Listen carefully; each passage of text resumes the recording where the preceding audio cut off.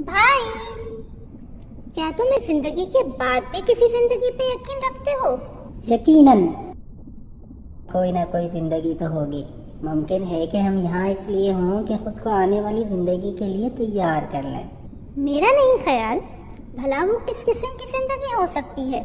मुझे नहीं मालूम, लेकिन वहाँ यहाँ से ज्यादा रोशनी होगी। हो सकता है कि हम वहाँ अपने पैरों से चलें और अपने मुंह से खाएं।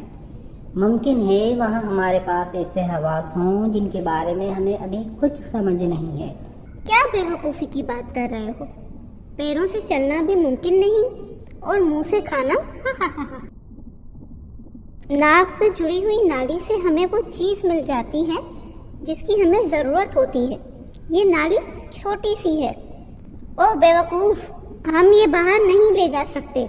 जब ये नाली हमारे साथ ही नहीं होगी तो जिंदगी का तस्वुर भी मुहाल है।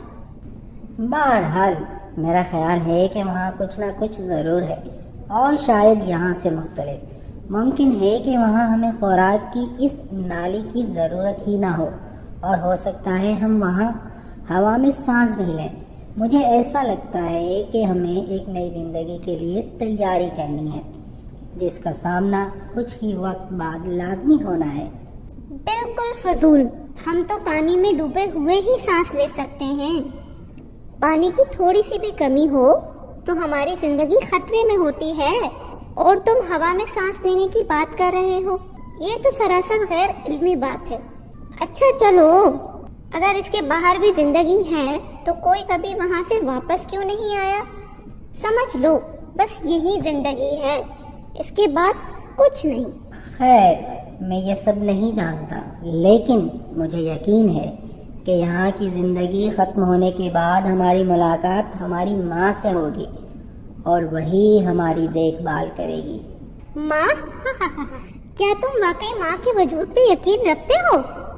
अरे, अगर माँ वजूद रखती है तो अभी वो कहाँ है? मुझे लगता है कि माँ हमारे चारों तरफ है, हर जानिब। हम भी इसी की वजह से हैं। इसके बगैर ये दुनिया जहाँ हम मौजूद हैं वजूद नहीं रख सकती। अगर माँ का वजूद होता तो वो मुझे नजर भी आती, मुझसे बात भी करती, इतनी छुपके ना बैठी रहती। अगर वो हमसे इतना ही प्यार करती तो हमको ऐसे ना छोड़ती।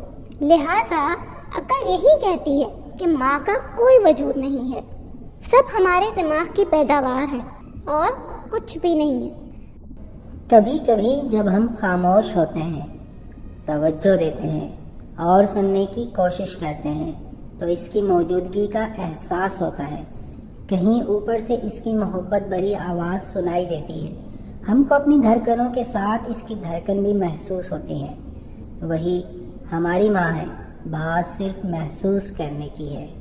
ये सब मफरूज़े और बेकार की बातें हैं। मेरा इल्म ये तस्लीम नहीं कर सकता। वैसे भी मुझे काफ़ी दिनों से लग रहा है कि तुम मौलवियाना सोच रखते हो। थोड़ी तहकीक भी कर लिया करो।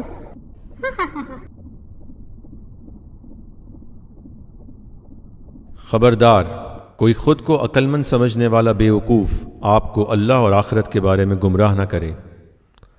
आज हमारा पालने वाला परवरदिगार नज़र नहीं आ रहा, पर उसके करम ही से हम जिंदा हैं। कल यकीनन उससे मुलाकात है, और इस दुनिया के बाद की हमेशा रहने वाली ज़िंदगी एक हकीकत है। आइए उस अजीम ज़िंदगी और करीम रब से मुलाकात की तैयारी करें।